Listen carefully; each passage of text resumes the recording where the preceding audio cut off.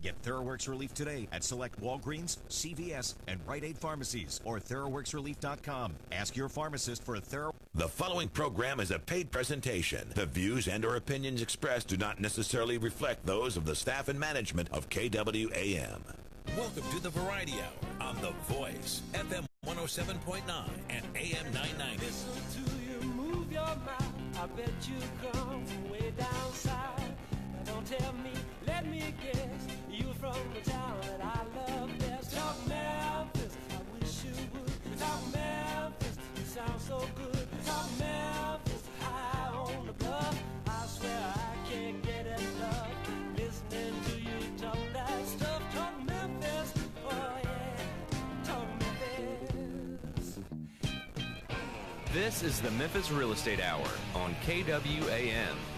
And now, here's your host, Dean Harris.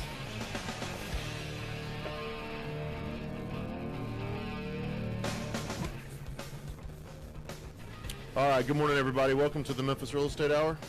I am your host, Dean Harris. I am with CrestCore Realty over on Summer Avenue.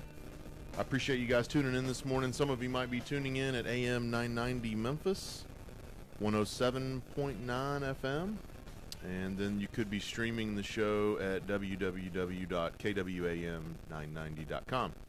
The Memphis Real Estate Hour will concentrate on investing in Memphis real estate, and we will focus on our residential real estate market a little bit as well. I will have local and national vendor partners of ours on the show from time to time, and they'll be sharing their knowledge about how to become an investor in Memphis or how to become a better investor in Memphis. This week I've got two investments of the week again. Actually, this week I'm going to bring you three. 38109, 38122, and 38111 zip codes. So I got three really good investments of the week that we will be giving you at the bottom of the hour around that 8:30 time.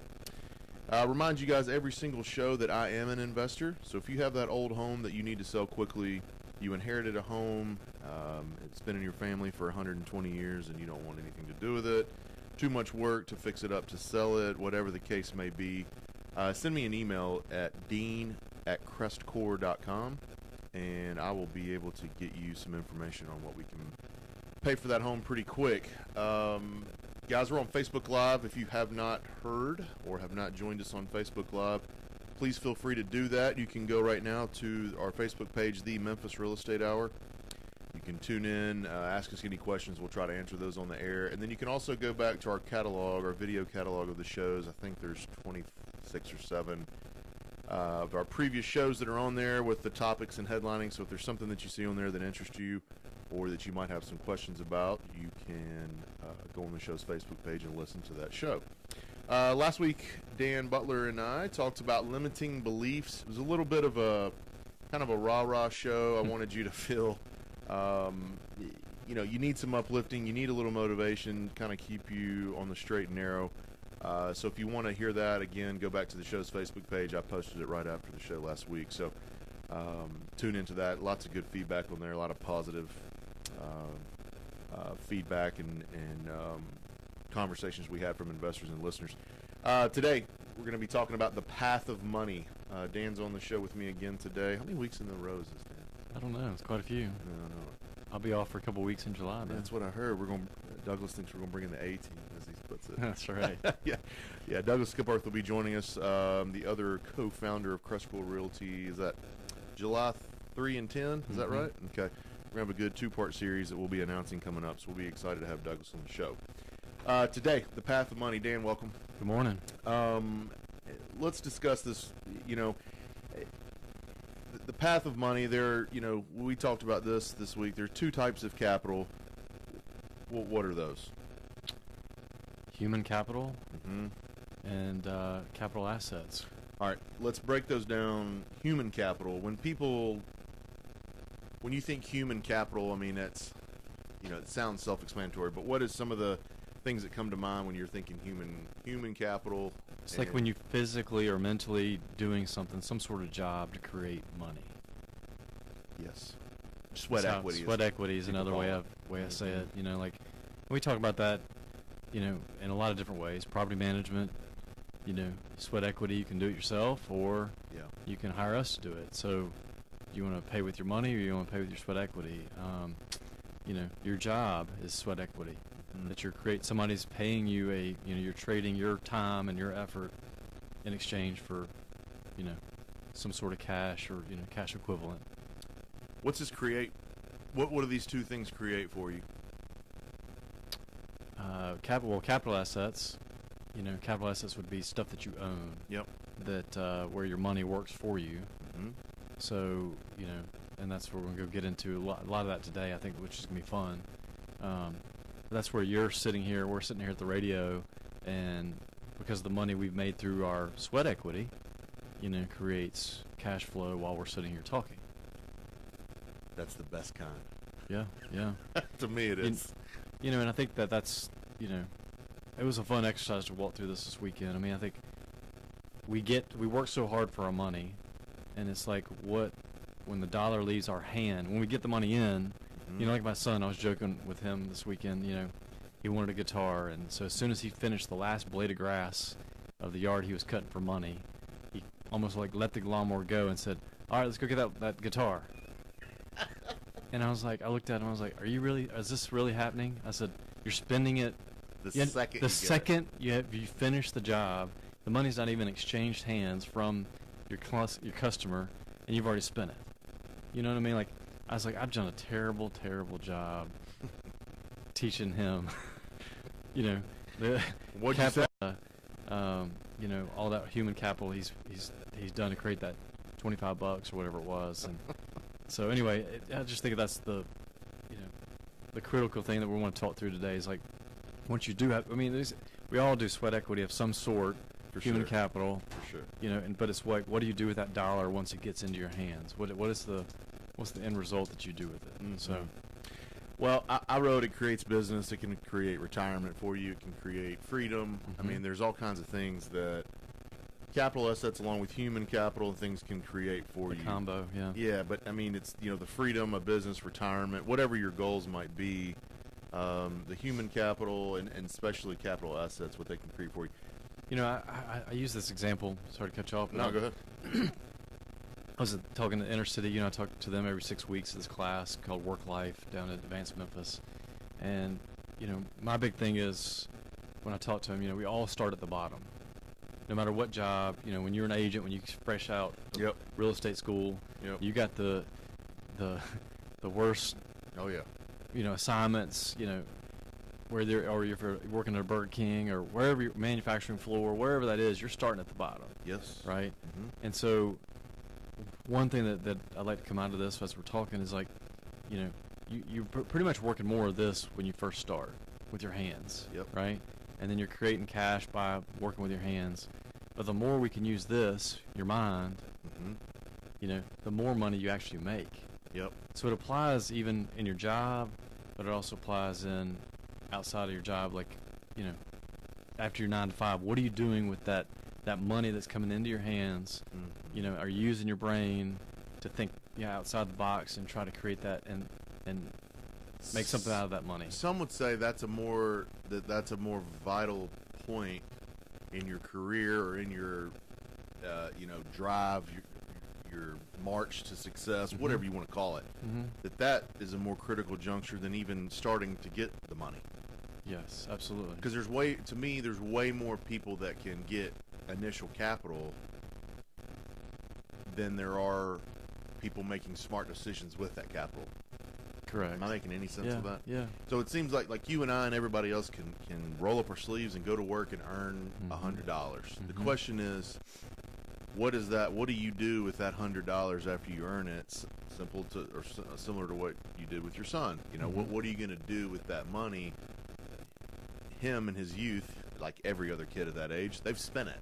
They already know what he's got no Burned intention. a hole in his pocket. You ever heard that phrase? Burn a hole in your pocket. Absolutely.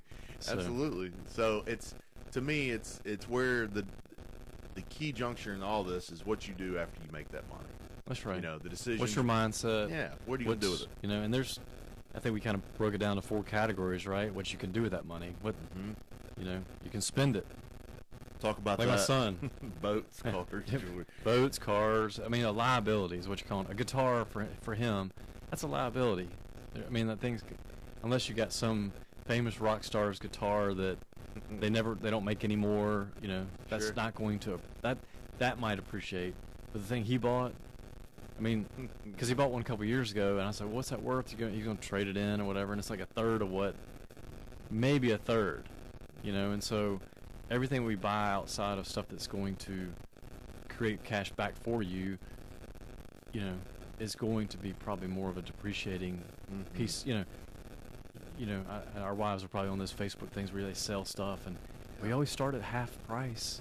You know, like I always hear that. Well, I can buy stuff at half the cost of, you know. So as soon as you walk out the door with stuff, I mean, is that a good rule of thumb? You think just whatever you like? Well, I mean, I guess even like clothes would probably be even worse. I mean, if I walked out and I said, I wore this a couple times, I just don't like this. Oh, it's way worse. It's way worse, right? You have to almost give it away. You almost got probably a fifth of what you could buy it in the store for. Absolutely. Nobody wants a used shirt, No. matter if you wore it one time or 20. But Right. you know, the point being, that's a liability. Like when you walk out and you get that money in your pocket, you know, are you spending it on liabilities and versus an asset? You know, and I struggle with this one, to be honest with you, because you could just have that total extreme mindset where you're only going to do assets, and you have raggedy clothes. You and got like nothing. You got like I know people you know, like that. I know you got a car that barely runs. You know, I think I'm in the middle. yeah. I don't have boats and country club memberships or hunting. Well, I think that's what the memberships or listener need to. whatever it is. You got to find your own balance. You know, and I think that's what one thing we got to get across today is just find your own balance. What's you know. I remember you have a client. I remember you telling me a story that came from zero, from like Africa. Yes. Yeah. That's a great example. I love the story. I'll tell go it. ahead. Yeah, tell it. So, story. He's a longtime client, several years, but he's from South Africa, and he came from nothing. When I say nothing, like he literally nothing. Dirt, like living. Dirt. Yeah. Had nothing as a kid growing up. Even as a young man growing up, you know, he had nothing. Moved to the United States, went to college. He's now a top executive with a medical equipment company here, and he's a little bit more active in spending than some other investors are, just personal spending. But you know, I've asked him this before. We've talked, and he's like, I had nothing. He's like, I'm gonna enjoy. He's like, you know, I'm not being foolish. It's like, but I'm gonna enjoy life and enjoy the things that are a part of life that you can have in life. Because I've had nothing, and you know what? He goes, I know how to act with nothing. He's like, so if I get back in life where I have nothing, like I'm fine, I'm comfortable with that. But I'm going to enjoy this process throughout. Then I've got some other guys that. So that's an extreme. That's an extreme. Right. You know, I don't He's know gonna that live life to the pushing. fullest. Yeah, and I don't think he's pushing his limits. So don't let me. Sure. 'Cause if he's listening right now, I don't want him to think.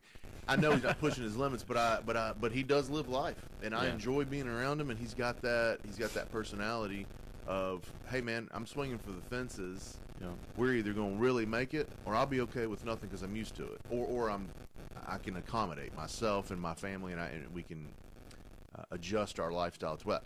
But then I've got other investors, on the other hand, that have got large portfolios, all the cash and money that they can maybe get their hands on, and won't spend a dime, Yeah. not a red cent. So That feels like a miserable place too. man, right? to me that sounds horrible. Like, what are you doing? I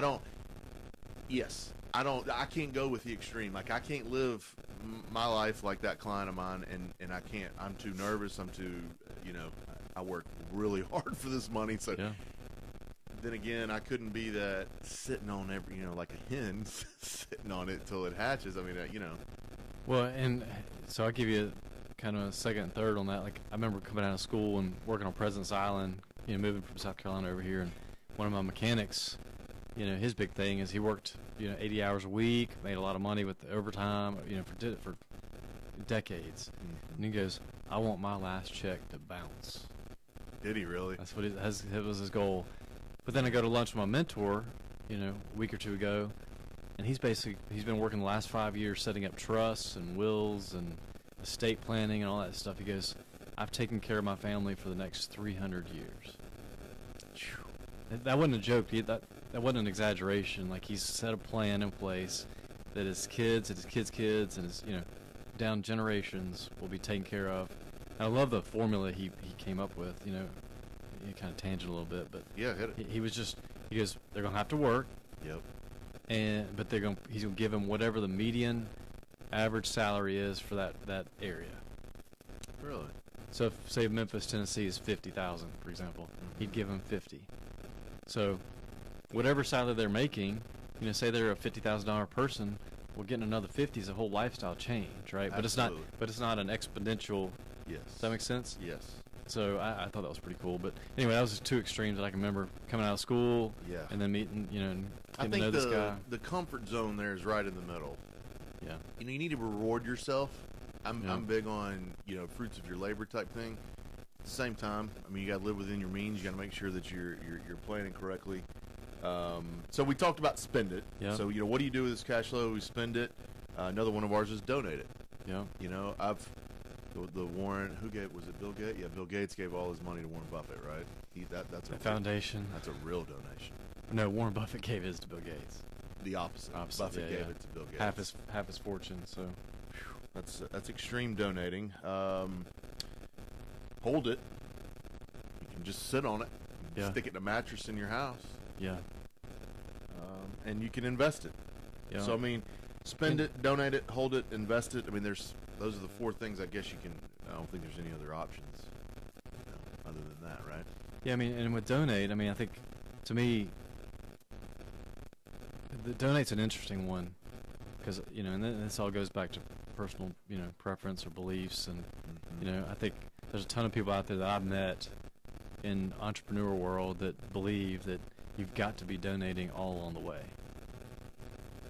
That you got to be giving back, and that's just part of how the universe works. Is if you're going to be receiving, you need to be giving back, and so that's just an interesting. There's a lot of people who believe if you don't donate, that you won't you won't continue to grow in your own fruits, if that makes sense. So Karma. kind of like karma, yeah. But hold it. Hold it's an interesting one. How many people do we know that?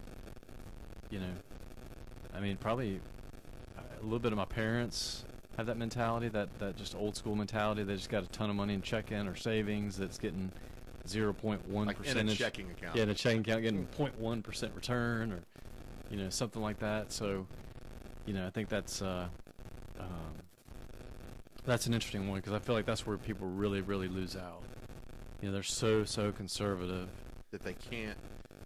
I wonder if that's probably a Depression era mentality. Yeah, I would say Mm-hmm. the people that I think of when that comes to mind are people that they came from nothing. They were living on the streets and no jobs and waiting in line for food, and we have no idea what that was like. And none whatsoever. So, and then we're asking them at this point in the end of their life to spend their money on investment. So I understand that part of it, but I can't. Having it sit there and earning nothing for you is a tough pill to swallow to me. It just seems like so many wasted opportunities. And then invest it. Here's the fun stuff. Yeah. So we've spent it. We've donated some of it. Yeah. And we've told you, we've talked about holding it a little bit. And this is, what you do with the cash flow. Let me back this up just a second. What you do with this cash flow is you're earning this money. We've talked about building a business and building your portfolio. Mm-hmm. Now this cash flow is coming in, so you can spend this cash flow on liabilities, boats, cars, jewelry, whatever. You can donate it, you can hold on to it for zero return, or you can invest it. So yes, here's the fun one. Mm-hmm. And this is what I think the overwhelming majority of people want to do. The key word in that phrase is want. Want versus do. Yeah, I think this is what they want to do. We're going to take a real quick break. Yeah. We're going to come back and talk You're about just hanging. how these people invested. Yeah, you like that? I'm learning these radio tricks, man. That's right. So we're going to talk about how to invest it when we come back. You're listening to the Memphis Real Estate Hour on 107.9 The Voice. You're listening to the Memphis Real Estate Hour on KWAM. We'll be right back after this.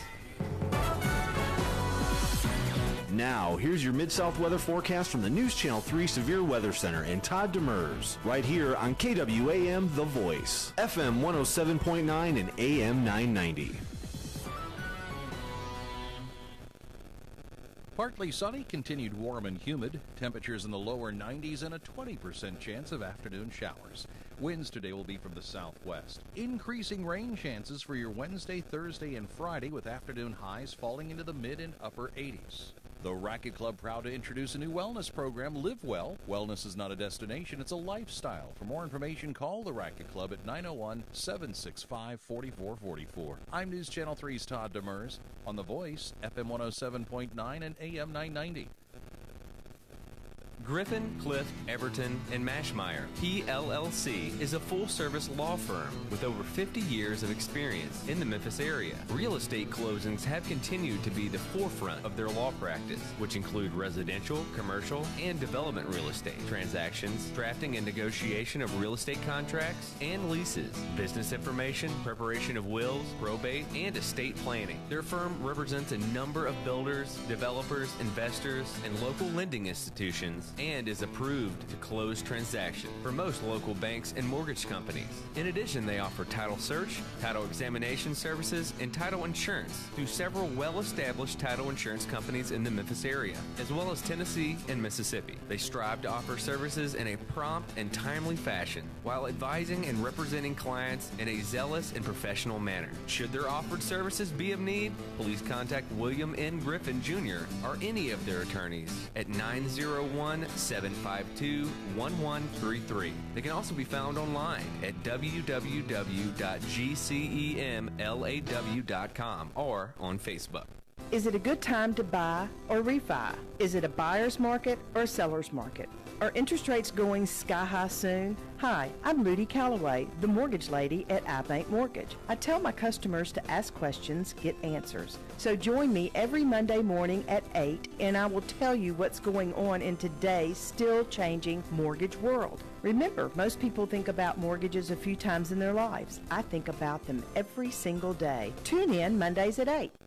CBS Money Watch. President Trump is preparing new tariffs on $200 billion in Chinese imports if China goes through with its own tariffs against the U.S. That's in addition to $50 billion of tariffs the president ordered last week, which are set to go into effect on July 6th. Apple is trying to modernize 911 calls. Apple says the iPhone's next operating system will be able to tell 911 operators exactly where the call is coming from. Currently, iPhones provide only the location of the cell tower transmitting the call. And that's your CBS Money Watch report. For more, head to cbsmoneywatch.com. At the New York Stock Exchange, I'm Diane King Hall. To prevent muscle cramps in your legs and feet, use TheraWorks Relief. This fast-acting foam is clinically proven to relieve leg and foot cramps. Get TheraWorks Relief today at select Walgreens, CVS, and Rite Aid pharmacies or TheraWorksRelief.com. Ask your pharmacist for a TheraWorks Relief. You're listening to the Memphis Real Estate Hour on KWAM. And now, here's your host, Dean Harris. All right, welcome back. I have got 3 really good investments of the week here, guys. Let's see here. First one, 1000 block of Panama Street, 1184 Panama Street, 38122, Berkeley area, great little pocket. 5 bedrooms, 2.5 baths, lots of room in this house. Occupied at $800 a month. The seller's asking $54,900. This is a great buy in a great area. I've got some over here, Dan. You guys have got some over there. Yeah. 1184 Panama Street, 5 bedrooms, 2.5 baths. Occupied at $800 a month. Over in 38122 zip code. $54,900. Number 2, 1721 Colleen Road. It's in 38111. It's occupied at $525 a month. And the seller's asking $41,900. Good little 38111 Orange Mound area property. So that's 2. And then number 3, 382 Bonnell Avenue. 3 bedroom, 1 bath. Occupied at $775 a month. $53,900 the seller's asking. So that's 382 Bonnell Avenue. It's in 38109 Whitehaven. 3 bedroom, 1 bath, occupied at $775 for $53,900. So, guys, that's 3 really good occupied, cash flowing properties. If you bought all 3, it'd be around, that's $107,000, $150,000, and you're collecting almost $2,200 in rent. So, it's one way to look at it as a big package deal like that. You can look at them individually. If you have any questions about either of these, shoot me an email, dean@crestcore.com, or you can go to our website, www.crestcorerealty.com, and you can see not only these, but all of our active listings that we have. So, right before we went to break, Dan Butler and I were talking about the path of money. We talked about human capital and capital assets, your sweat equity versus your money that works for you. And what does that create? It creates business for you, a retirement. Biggest thing it creates is cash flow. We talked about what are you going to do with that cash flow. You can spend it on liabilities, boats, cars, jewelry, whatever it may be. You can donate it. You can hold on to it for 0% return, basically just a checking account and have it sit there. Or you can invest it. So this is the one, of course, that I think the majority of the people out there that have money think about. I mean, the word investing is great. The word real estate investing is even more popular. And then right now, breaking it down, the word flip, is even more popular. So let's talk about a little bit on Invest It. There's two different kinds of investing, in my opinion, Dan. It's active and passive. If you're an active investor or a passive investor, there's two different ways about going about it. There's two different reasons why you do it. Right. Let's talk about passive. Sure. When you think about passive investing, what are some of the things that come to mind? What's interesting is we went through this exercise with active or passive. You're either kind of loaning people money, or you're owning something. Right. So in the passive realm, you can lend it. And so if you lend it and being totally passive, you're, a money market, a CD, your savings account is sort of like lending it because you're kind of lending it to the bank.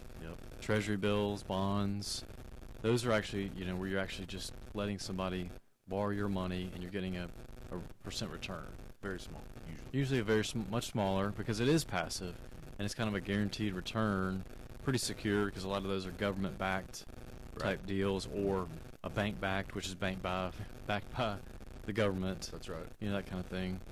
Or, on the passive side, you can have stocks or mutual funds or, real estate investment trusts, Those are the things that you own. You actually own shares of something. You might not own the address. But you own those shares. You own the shares of the entity that owns the address. So it's a little bit different, and you're, you can be either, and that passive in the stocks, I guess in the sense we're trying to explain it is, you're basically giving it to a mutual fund manager or stock manager. And saying, thanks. Go make my money work for me.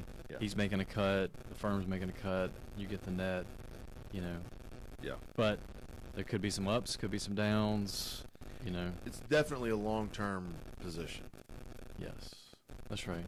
We're lending it in the passive sense with the CDs and the money markets and that kind of stuff. It's a much safer. You hear a lot of people that are in their 60s, 70s. That's where they tend to end up putting their money. Is in that passive, quote, lending it. Oh, because they're done. They don't. The risk taking is over. They don't want to take risks. They just want to make sure they got that guaranteed. Even if it's a 2% return, that they've got $2 million in the bank and that's $40,000 a year or whatever that number is. And so they're fine with They're fine with that. They can live off that and they know their money's still, still in the account. That's right. All right. So now we go to passive. You can lend it, own it, and we talked about that active investing now. So when you talk about lending when you're active, so you lend it passive, you're going to money markets, CDs, bonds, treasury bills, things that are very, very, very low risk, but very, very low return. That's right. Now, if you want to become active and lend, what are some of those things? If you're lending money but you're active and not passive, what does that look like? You can owner finance what you own.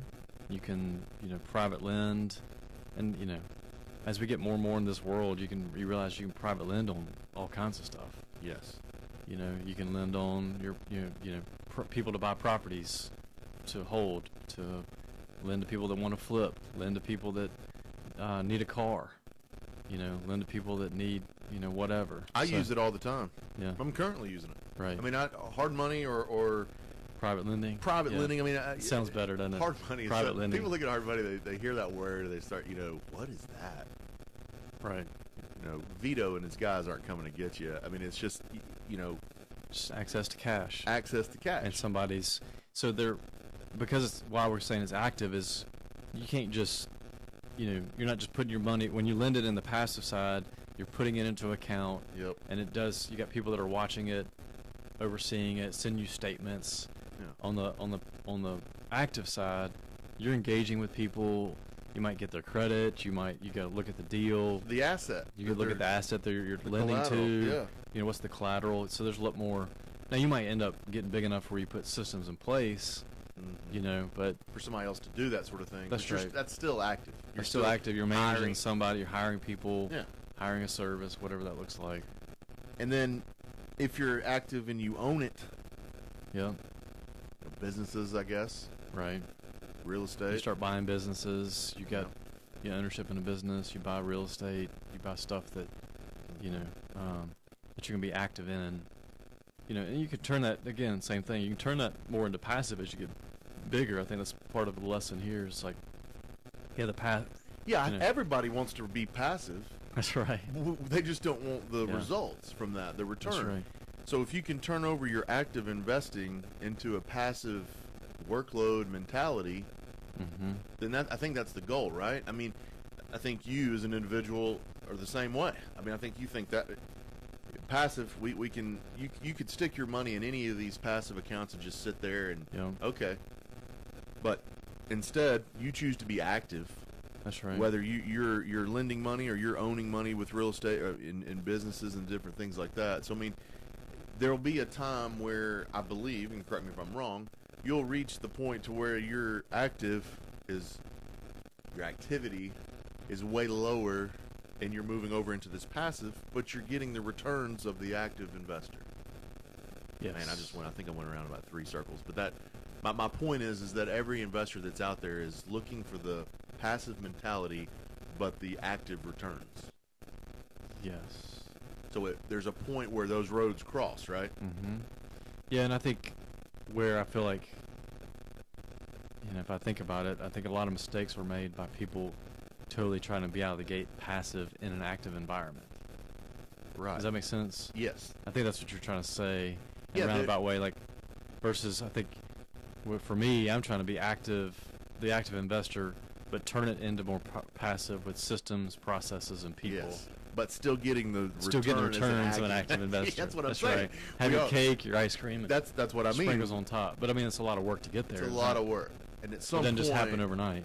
No, but I do think that's the goal, right? I mean, isn't that your goal? I mean, all of ours as an investor, no matter if you're investing in stocks and bonds or in real estate or whatever, horses, whatever it might be that you're investing in, the idea is not to work your fingers to the bone in this investing. At some point, you want it to, explode, so to speak, right. and begin the payoff. So, I think, and what I would challenge the listeners to is like write down what you have as passive, even if it's your 401k or passive and active, and write down your 401k and different stuff that you've got investing, and make you a list of what's your long-term goal.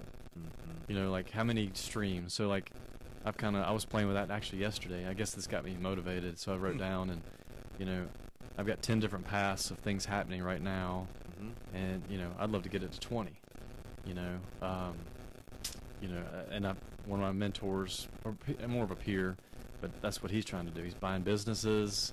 He's got his own business. He's buying real estate. I talked to him yesterday. So he's creating all these different streams. He's got stocks. So he's just, and the whole point of that is kind of diversification, spreading your risk. Some returns are going to be better, some are going to be worse, some are going to take more involvement, some are not. So I think, it's just keeping all that moving, and letting your money work for you. So, guys, we're in the studio with Dan Butler talking about the path of money. We're going to take one last quick break here. Get back into this, and dive even further into this. We're going to talk about, we've got a quote from Emmett Smith coming up, so I love that. We'll tease it with that. I figured you'd like that. Guys, you're listening to the Memphis Real Estate Hour on AM 990 Memphis. You're listening to the Memphis Real Estate Hour on KWAM. We'll be right back after this. Now, here's your Mid-South weather forecast from the News Channel 3 Severe Weather Center and Todd Demers, right here on KWAM The Voice, FM 107.9 and AM 990. Partly sunny, continued warm and humid. Temperatures in the lower 90s and a 20% chance of afternoon showers. Winds today will be from the southwest. Increasing rain chances for your Wednesday, Thursday, and Friday with afternoon highs falling into the mid and upper 80s. The Racket Club proud to introduce a new wellness program, Live Well. Wellness is not a destination, it's a lifestyle. For more information, call the Racket Club at 901-765-4444. I'm News Channel 3's Todd Demers on The Voice, FM 107.9 and AM 990.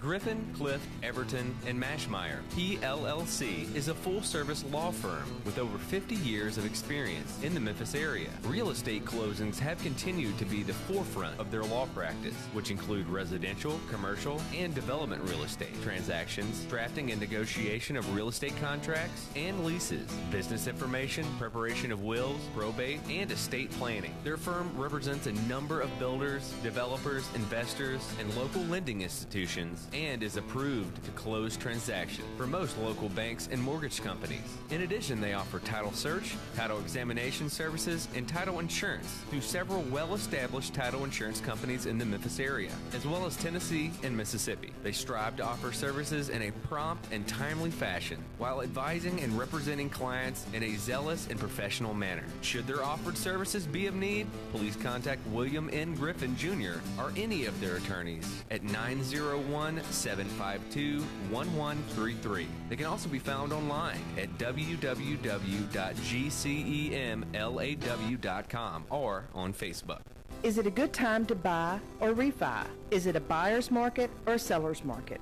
Are interest rates going sky high soon? Hi, I'm Ludy Calloway, the mortgage lady at iBank Mortgage. I tell my customers to ask questions, get answers. So join me every Monday morning at 8 and I will tell you what's going on in today's still changing mortgage world. Remember, most people think about mortgages a few times in their lives. I think about them every single day. Tune in Mondays at 8. You're listening to the Memphis Real Estate Hour on KWAM. And now, here's your host, Dean Harris. All right, welcome back.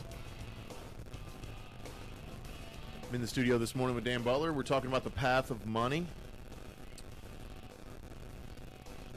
Before we left, we talked about, passive and active investing.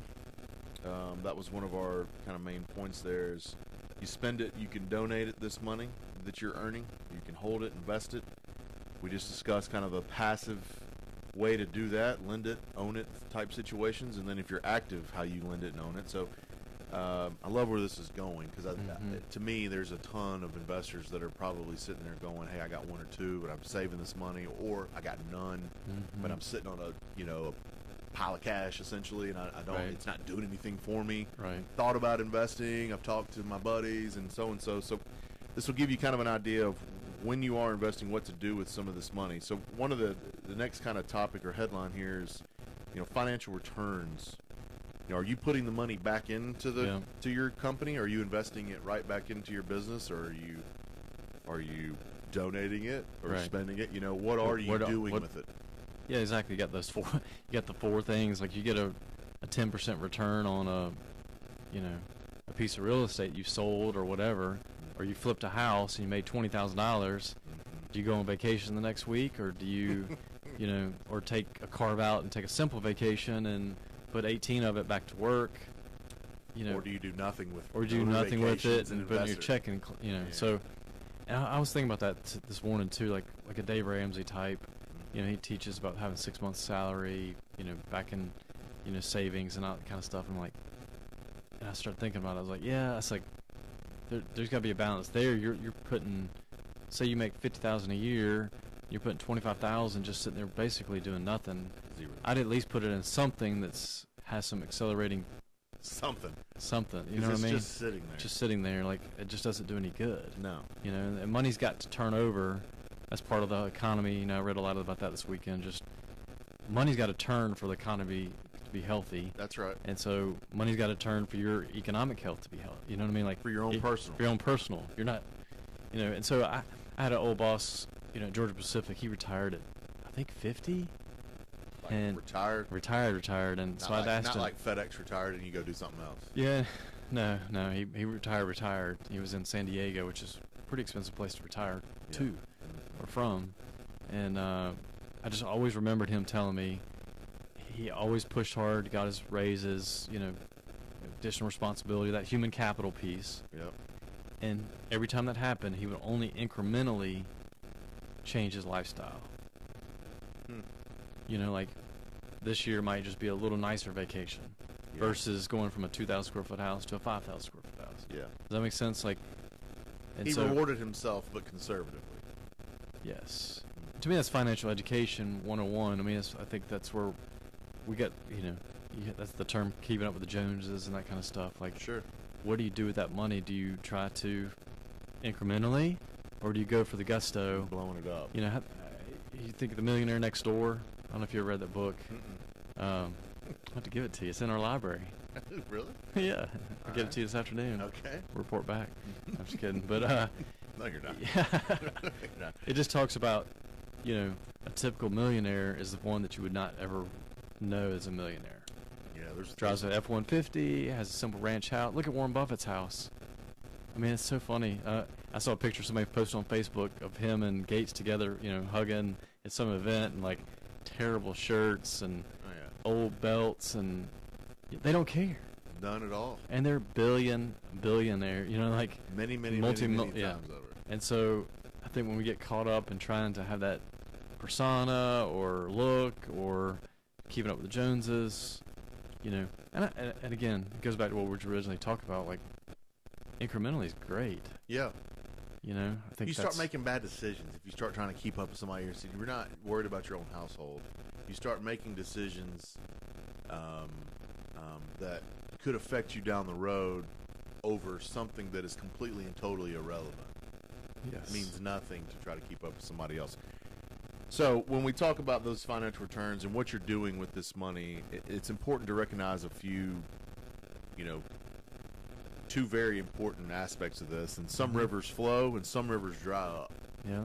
Okay. So some revenue streams and some rivers flow. I think you have to take advantage of them. I'm going to give you a few examples. Yeah. When I got into real estate in 2001, in 2002, new construction was the big thing.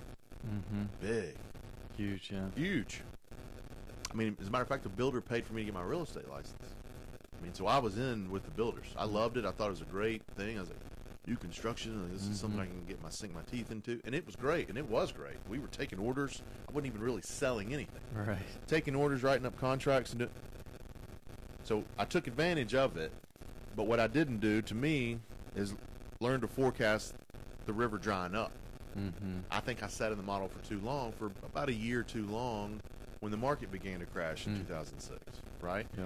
So I think you've got to be, when some rivers flow, I hate to use a gambling term, but like if you got a blackjack table and it's just hitting everything, you got to bet more. Well, if you're finding good deals on houses and you're finding a good revenue stream, maybe double down on trying to get some of those and recognize it. Right. But you also at the same time, you got to recognize when those rivers dry up, and I'm guilty of that. I think I stayed in new construction for too long. BPOs that I've done are kind of the same thing. Well, I mean, I think you've diversified. That's part of That's keeping the river flowing is more canoes in the river. Right. I mean, like, and again, we kind of talk about both sides of our mouth. We talk about Gary Keller's one thing, getting really but we never say don't do two things. We just say get really good at one before we go to the second. And so that's part of this whole concept of just don't let yourself dry up. Keep the river flowing. Keep that money going. Finding ways to invest and keep investing. And so that's. So keep that thing flowing. And if it does dry up, which I think everything that goes up must come down. Sure. So you're going to have a stopping point or a slowdown point in any investing in any market. So you're going, I don't know that you can get to where you can forecast it, but you need to start looking at some of the tell signs of a market slowing down or an investment of any kind of slowing down, really. And your decisions are critical. Yep. So it's important to get opinions from friends, network, peers, seminars, bankers, who your network is, that financial planners, get as many opinions. And I think that's where it helps form that whole passive versus active, lend versus own mentality. Which path you're going down by, which one fits your personality. Right. You know, some of the stuff, you know, and I hope that this helps just get people over the hump too of trying some new things. Sure. And not just, you know, just getting that stuck in that rut of just doing the same old each day, you know, that they've always done. So a lot of investors say, you know, all right, so now we've gone down the path of we figured out if we're a passive or active investor. We're recognizing when rivers are flowing with investments and deals, and when they're drying up. We've talked about making your decisions are critical, getting opinions from your mentor. So now you've got this money coming in. What are you going to do with it again? Now you got to figure out what to do with it again. right, Because this is repeating. yeah. I mean, once you made the decision initially to get off the hump, well, now you've created more money, so now it's coming in again. You got to figure out, you know, what you're going to do with it again. There's a quote we talked about before the break from Emmett Smith. Read that quote. I want you to read it. This is good. Yeah, I think Douglas sent this to us earlier this week, and I said I'm putting this in my treasure chest. Yeah. But, you know, he asked Jerry Jones, he said he asked a ton of people about financial advice. You know, football players are notorious for, in basketball and all the sports, you know, taking in a bunch of money And spending it and losing it and all that kind of stuff. And, you know, Jerry Jones just told him, you know, for his financial advice was have a big front door and a small back door.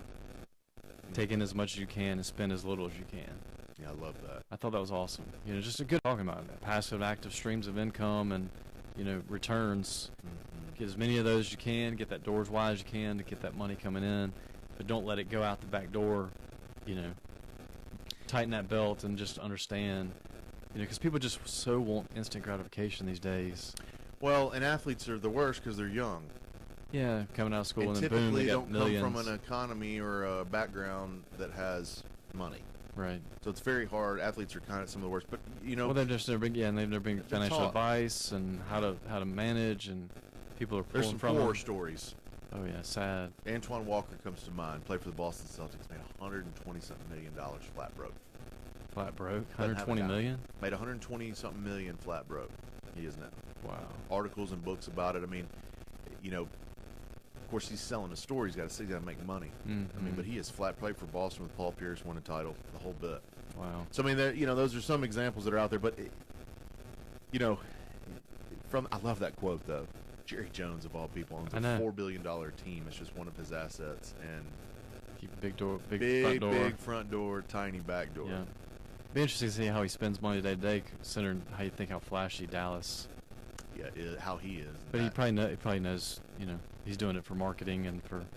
Well, and coming from a guy that's got, you know, $6-7 billion is a little bit different than coming from, That's true. you know, Joe Blow from down the street. But I like this quote. Even, you know, it stands for us. Even same thing. Yeah. So now we move to the velocity of money. Talk about this for a second, Dan.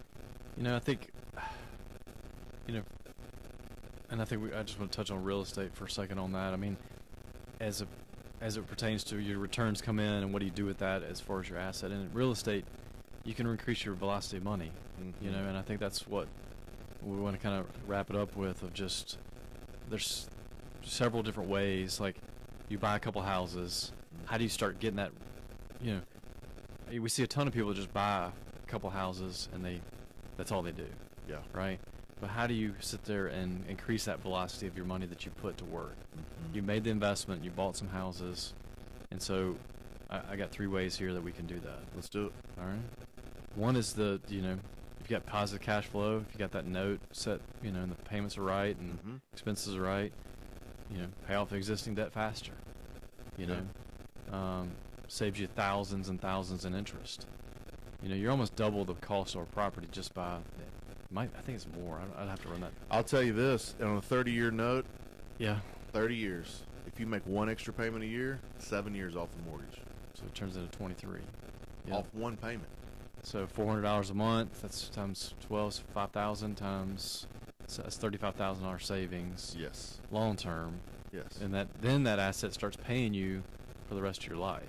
Yeah. You know, so that's one big one. You know, use it to the cash flow to and save it, put it on the side again, keeping that back door small. Yep. Get your front doors big because you got some Coming cash in. flows coming in from the real estate. Leverage it to buy more. Just hang on to it. Hang on to buy, use it as your down payment for the next one, and the next one, and the next one. Mm-hmm. You know, so that, you know, because I think there's a balance. People worry about, you know, affecting their lifestyle. Mm-hmm. Well, if you start investing, you can still have that. You know, you can keep your lifestyle in balance, not have to just keep pouring that 20% over here. That's right. Try to get the 20% coming from your assets to leverage down on more. We got the Burr strategy for number 3. Yeah, that's right.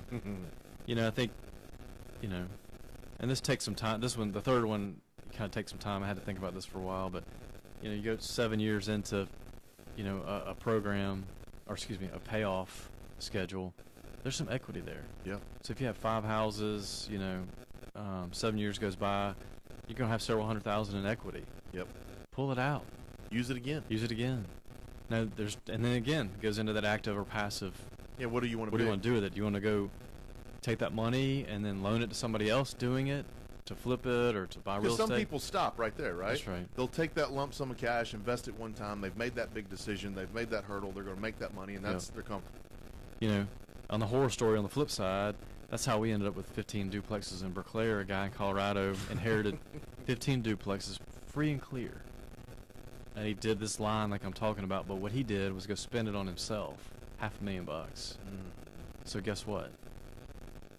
He didn't. Then he didn't take care of the properties. Then he didn't pay the taxes. Then he didn't pay the insurance. So then we took him over, and that's been probably 7 years ago. And if I looked at, you know, this is a good example to actually to bring into play. We owe half of what we owe, probably 200 maybe out of the 500. You know, and got probably 5 years left on 15 duplexes. Yeah, you know, so it's a sad. I mean, his dad built that up. It was free and clear, and handed him 20 duplexes. That's 40 units. That should have been. That could retire him. 20,000 a month, probably 10,000 a month. Yeah, something like that. So for the rest of his life, instead he chose to blow it in 500. But you know, 500K in real estate. Every 7 years goes by, you owe 300K. Yeah, so still use that 200. Buy more real estate, loan it, invest it, reinvest in your business. I guess today's show really is kind of going back to what to do with this money. Mm-hmm. We talk about it. We've heard us say a lot of these things many a times. How do you get started? You know, that's one show we're going to redo again later on is, you know, now I'm ready. How do you get started? So now you've made that decision. You've invested that initial capital. Well, now you've earned some money. We've tried to talk with you about what to do with it then. Right. That's your second or your first time. Now you got to make a second decision to reinvest it and go again. So we've talked about some of that.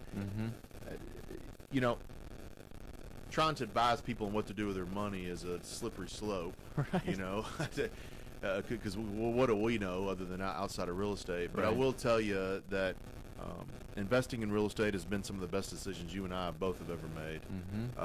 So if you Or have just investing, period. we're investing, period, but Yeah. investing in real estate and a solid asset has been something that And you know, limits your liabilities. I mean, I think it that's, does. if we can sum it up, it limit your liabilities.